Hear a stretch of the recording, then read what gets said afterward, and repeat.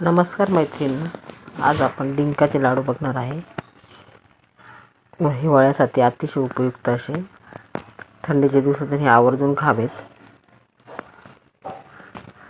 सर्वप्रथम मी डिंक घेतला आहे. साहित्य सांगते तुम्हाला.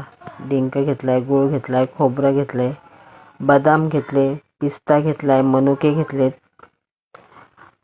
हलीम घेतलेत, खजूर पावडर घेतलेली आहे. ही बघा, ही खजूर पावडर घेतलेली आहे. अशा प्रकारे सर्व साहित्य मी घेतलेले आहे.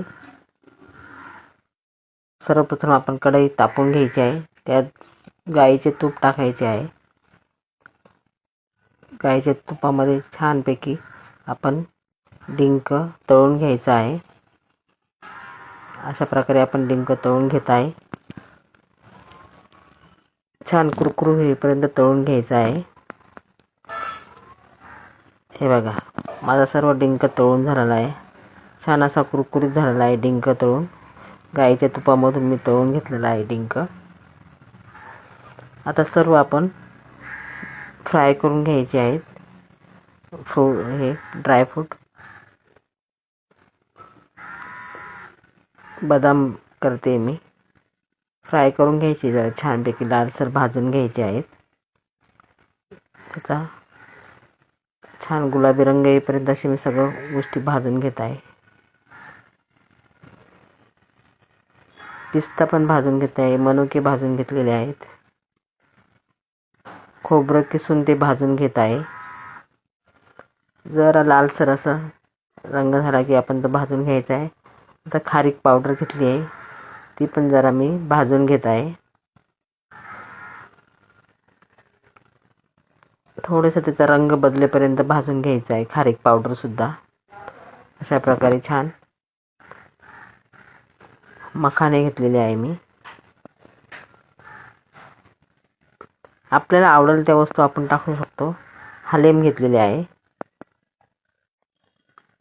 हिवाळ्यासाठी हे सगळ्या गोष्टी आपल्याला हिवाळ्यामध्ये पौष्टिकता, आपल्या हाडांसाठी मजबूती येण्यासाठी खूप उपयुक्त आहे.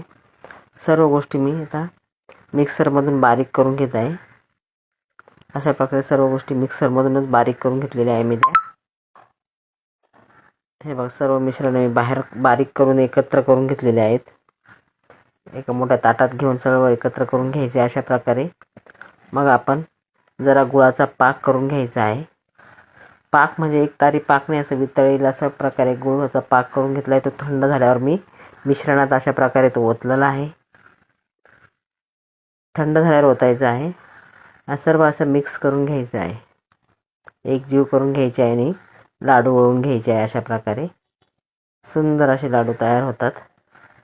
पौष्टिक आणि हिवाळ्यात अतिशय उपयुक्त असे हे लाडू आहेत. तुम्ही एकदा खरोखर डिंकाचे लाडू ट्राय करून बघा. असे कंबरदुखी, पाठदुखीसाठी अतिशय उपयुक्त असे हे लाडू आहे. पाठदुखी कमी होते, हातपाय दुखणं कमी होऊन जात आहे. खाऊन तर बघा, खूप सुंदर असे लाडू होतात हे. बघा.